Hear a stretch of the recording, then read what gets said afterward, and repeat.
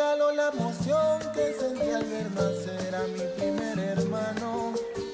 La sonrisa de mamá al verme deletrear los primeros pasos, los poderes de sus dioses, su Dios y sus anhelos. Mi futuro, mi voz de aliento, solo quiero ponerlo en tus manos. Y a medida que pase el tiempo, tú comprendas que te amo. Con el tiempo entenderás que es amor, puro amor. Con el tiempo entenderás que es amor, puro amor.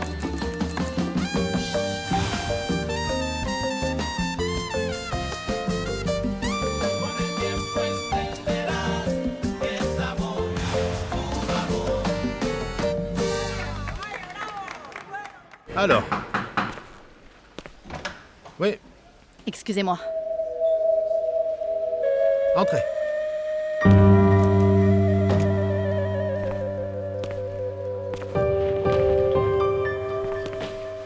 Revenons à la question que je vous ai posée hier. Pour mettre les choses en contexte, que doit faire un médecin avec les parents d'un patient qui a reçu une transfusion sanguine et qui est témoin de Jéhovah? Et le médecin ne relèvera sous aucun prétexte que leur fils a menti en disant qu'il était catholique. Le médecin ferait-il une bonne chose? Ça dépend, docteur. Si la vie du patient était en danger ou s'il s'agissait d'une urgence. Tout dépend de la situation. Oui. Avez-vous demandé à un vrai médecin ou votre père? Je vous pose la question parce que lorsque vous deviendrez tous médecins, ce n'est pas une réponse que l'on donne à un parent. Excusez-moi, monsieur. Moi, je pense que la vie privée d'un patient est sacrée, non? Pour qu'un patient nous fasse confiance, il doit être certain que nous n'allons pas divulguer l'information. Oui, c'est très bien. C'est très bien, mais c'est le point de vue du patient. Et nous recherchons le point de vue du médecin. La réponse d'un médecin. Quelqu'un a-t-il parlé avec un vrai médecin? Allez-y. Le médecin a agi correctement en ne révélant pas l'information aux parents du patient et en ne disant pas que son fils avait menti. Il est du devoir du médecin d'être un bon gardien de l'histoire clinique de ses patients. Et voilà. C'est la réponse. Docteur, j'ai une question. Un médecin ne peut donc en aucun cas révéler la vérité qui lui est confiée? Si c'est un vrai professionnel, non. Ce qui est dit lors d'une consultation ne doit jamais être révélé à moins d'être cité à comparaître par des autorités comme le parquet ou un juge.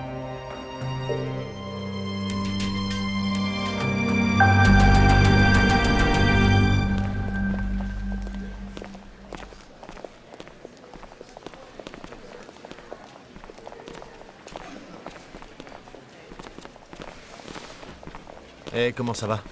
Alors, comment tu te sens? Vivante, ce qui est un miracle. Mais on dirait que ta petite amie voulait me sortir du jeu, t'as rien vu? Ah, arrête d'exagérer. J'ai vu que c'était un accident, d'accord? Et d'ailleurs, tu sais quoi? Je voulais t'en parler. Tu veux être l'avocat des pauvres, c'est ça? Ah non. Tu vas m'empêcher de faire quelque chose contre ton amie la montagnarde qui m'a presque ouvert la tête. Et moi qui pensais que la bosse sur la tête éliminerait la colère que tu as ces derniers temps? Ah non. Je sais ce que c'est maintenant. Tu as reçu un baiser et ça t'a rendu stupide. Mais ne compte pas sur moi pour ça.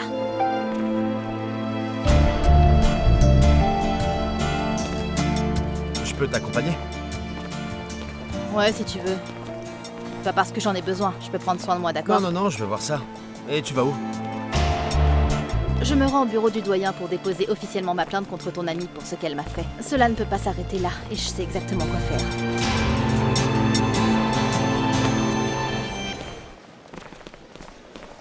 Oh! Belki, attends. Oh, je suis désolée. Mais tout ce qui se passe m'angoisse tellement que je marche même vite et tout. Bien sûr, je peux imaginer. Écoute, j'ai parlé avec Natalia pour essayer de la convaincre de pas porter plainte contre toi, mais elle refuse. Elle est furieuse. Je ne suis pas surprise. Mais merci d'avoir essayé. Mais il va quand même falloir trouver quelqu'un pour te défendre, non? Si tu veux, mon père est un super avocat. On pourrait l'appeler et lui parler. Oh Santiago, tu crois que je dois maintenant travailler au magasin, non seulement pour payer l'hypothèque, mais aussi pour payer un avocat? Ouais, t'as raison. Ils sont chers. Mais si tu veux, je peux te prêter de l'argent. Non, tu ne vas rien me prêter. Je n'ai aucun moyen de te rembourser pour le moment. Eh bien, on doit faire quelque chose, n'est-ce pas? Eh bien oui, il va falloir que je fasse quelque chose. Mais quelque chose d'intelligent. Et qui ne coûte pas d'argent, alors si tu peux trouver quelque chose, fais-le moi savoir.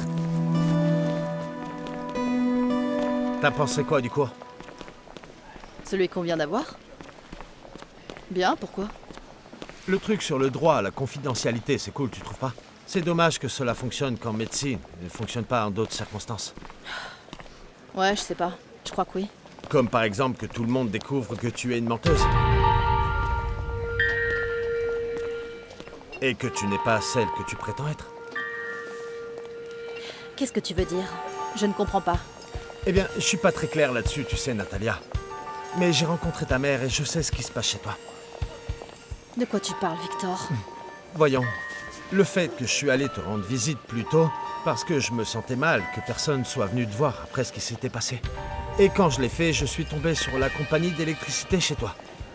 Suspendant votre service parce que vous avez une connexion illégale. Ça doit être une erreur, non? Oui. Ouais, bizarre, non? Le plus drôle, c'est que ta mère est sortie en criant qu'elle allait tout arranger, mais que personne ne pouvait rentrer sans ordonnance du tribunal. Pourquoi n'arrêtes-tu pas de regarder autant la télévision et d'inventer des histoires auxquelles toi-même tu ne peux pas croire? Ouais, vraiment. C'était aussi compliqué pour moi de penser que c'était vrai. Mais quand j'ai parlé à ta mère, alors là, tout était clair pour moi. J'ai découvert que tout était vrai. Que je lui ai même dit que tu étais aux urgences, elle n'a même pas bougé. Soi-disant parce qu'elle n'avait personne à qui laisser le bébé. Écoute, Victor. Tu n'as pas le droit d'entrer dans ma vie, d'accord? Pourquoi ne pas te taire? Écoute, Natalia, ne sois pas comme ça. Je parle de nos camarades de classe parce que c'est la même histoire. Et si j'allais là-bas et disais à tout le monde que ton luxe et tous les trucs que tu as inventés pour marcher sur les autres étaient en fait un gros mensonge? Qu'est-ce que tu en penses? Hein? Ou pourquoi n'irais-tu pas tout leur dire toi-même? Attends une minute, non. Où penses-tu aller? Victor, ne me dis pas que tu vas me faire chanter avec ça pour que je ne fasse rien contre ta petite copine montagnarde qui a failli me tuer. Le fait est que tu appelles cela du chantage comme si c'était un mensonge. Mais c'est pas un mensonge. On peut facilement le découvrir. Et si quelqu'un de notre classe y allait? Ça pourrait être n'importe qui. Alors commence à mettre ton histoire au clair. Et si tu as besoin de quelque chose, je serai là. Ah! Et dis bonjour à ta mère, que je pensais être une personne incroyable. Dis-lui simplement de pas voler les services publics. Et fais un gros câlin à ton bébé. Elle m'a même reconnu et tout, c'était mignon. Je te laisse avec cette pensée, d'accord? Comment vas-tu? J'apprends à m'occuper du bébé. Et la mère n'est pas revenue du tout? Non, tu sais, en fait, je ne pense pas qu'elle vienne avant longtemps. Donc je suppose que c'est mieux pour moi de commencer à m'y habituer. C'est gentil de m'appeler. Est-ce que je peux faire quelque chose pour toi? À vrai dire, oui, Manuel. J'ai besoin de te voir. Il y a certaines choses dont je peux parler à personne d'autre que toi. Tu crois que tu pourrais venir chez moi plus tard? Aujourd'hui, je sors tôt de l'université et je vais pas travailler. Oui, bien sûr. Je te verrai là-bas, alors. Tu vois, je te l'avais dit, il ne faut jamais abandonner. Quoi? On peut partir maintenant? Oui, allez, maman. Et qu'est-ce qu'ils ont dit à l'université? Je pense qu'on ne saura rien avant demain. C'est vraiment dommage parce que je voulais savoir si ce que j'avais fait avait aidé un petit peu. Qu'est-ce que t'as fait? Oh, maman, qu'est-ce que t'as fait maintenant? Ah, rien, je viens juste de rencontrer ton professeur. Comment il s'appelle déjà? Quel professeur? Ah, mais celui que tu avais vu là pour le conseil. Comment il s'appelle déjà? Oh non, maman! Quoi? T'as parlé au docteur Horatio? Eh bien oui, mais je n'ai commis aucun péché, je n'ai fait que parler de toi. Ne t'inquiète pas. Pourquoi tu t'inquiètes? Et qu'est-ce que tu lui as dit? Eh bien, qu'est-ce que tu crois? La vérité? Belki, si les gens savaient tout ce que tu avais vécu, ils te jugeraient différemment, tu sais. Allons-y, maman. Quoi? Non mais attends! Où est-ce que tu vas? Ça continue. Parfait, mademoiselle.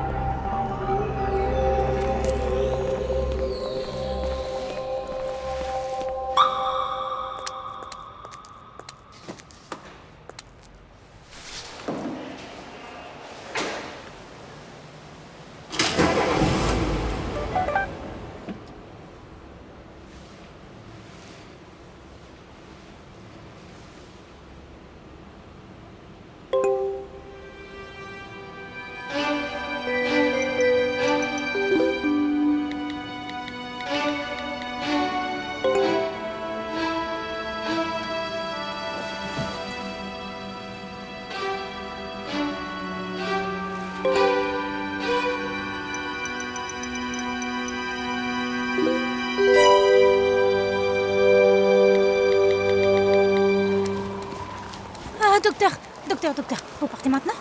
Oui, J'avais juste besoin de vous parler une minute, je ne serai pas longue. quoi, maintenant?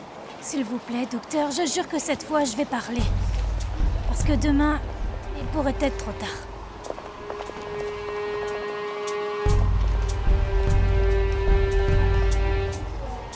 Je ne veux pas que ce que je vais vous dire vous fasse ressentir de la pitié pour moi, ou que vous vous sentiez obligé de ne pas me virer de l'université.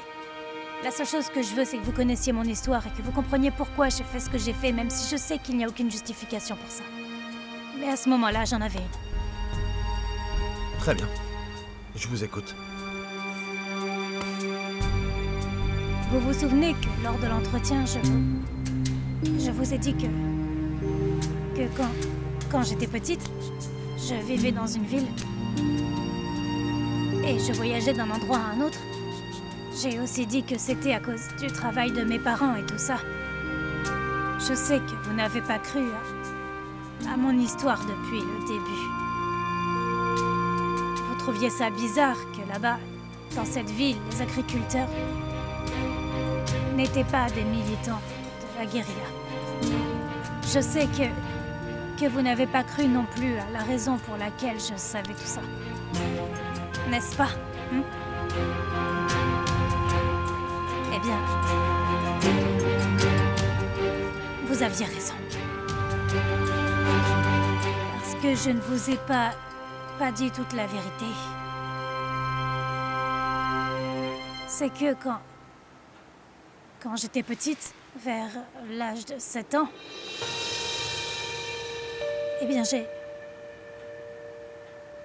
été emmenée par la guerre.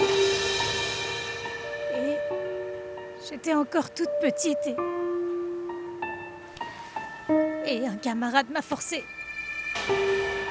à toucher un cadavre.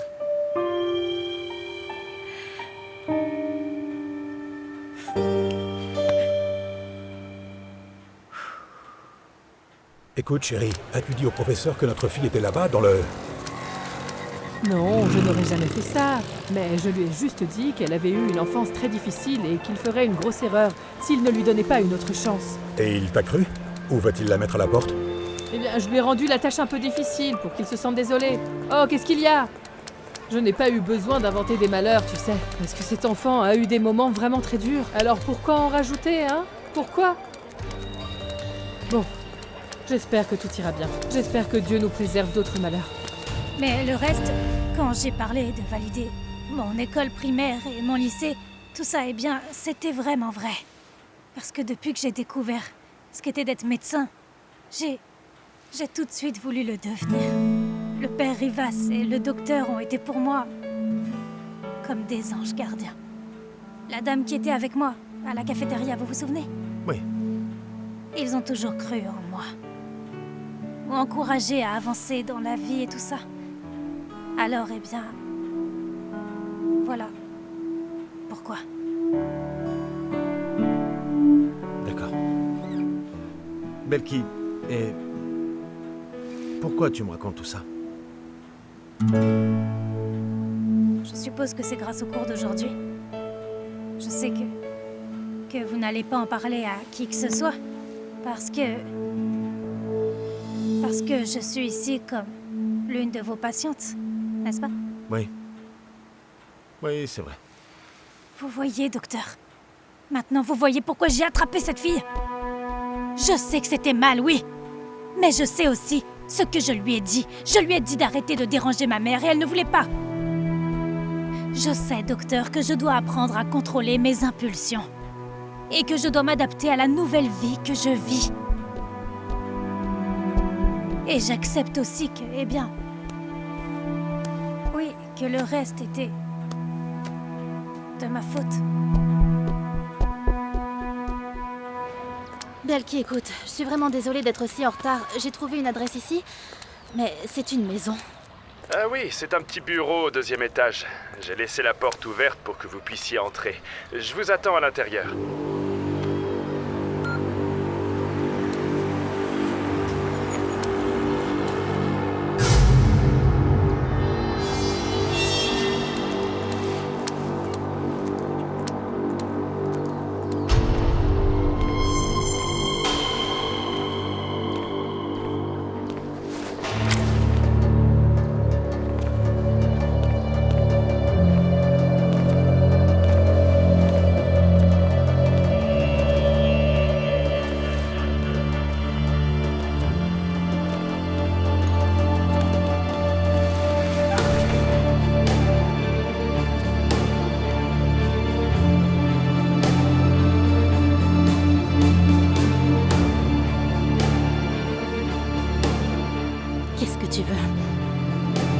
Les coups à la correctionnelle n'étaient pas suffisants?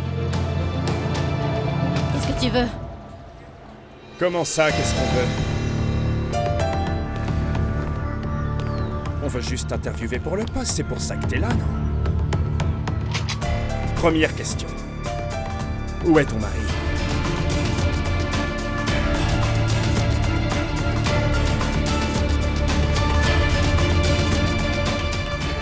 Je ne sais plus rien. Je ne sais même pas si tout ce que j'ai fait a servi à quelque chose et maintenant, avec tout ça qui se passe à l'université, Tu vois, c'est ce qui vous inquiète tous. Mais détends-toi, tu ne vas pas être expulsé. Tu vas être médecin. pourquoi tu dis ça? Eh bien, parce qu'ils ne vont pas être si stupides et se débarrasser de quelqu'un comme toi, intelligente et précieuse comme tu es. Je ne suis pas si optimiste. La vie récompense parfois les autres. Regarde Baragan, tout heureux aux États-Unis avec sa famille. Ça ne valait rien pour moi de me manifester. Ça ne va pas rester ainsi. Ça va rester comme ça, Manuel. Ou est-ce que tous les efforts que tu as déployés pour retrouver Raoul en valaient la peine? Fais attention à moi, Manuel. Et tu verras que rien ne changera. Tous les efforts que nous avons déployés ont été inutiles. Tout va rester pareil. Oui.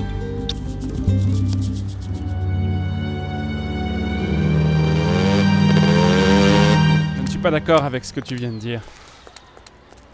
Parce que depuis que je t'ai rencontré, beaucoup de choses en ont valu la peine. Vraiment? Oui, ça n'a pas été facile, mais ça a été bien mieux que tout ce que nous avons dû vivre avant tout ça.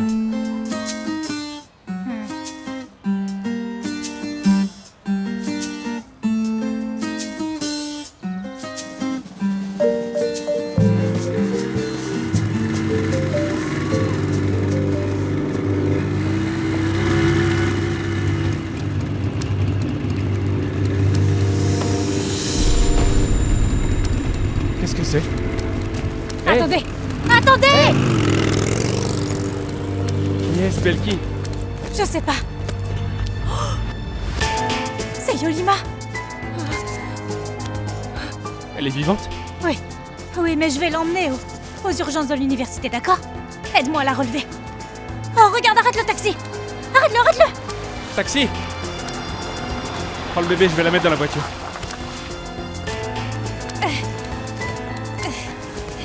Monsieur! Emmenez-nous à l'hôpital San Pablo. Vous pouvez nous emmener aussi vite que possible.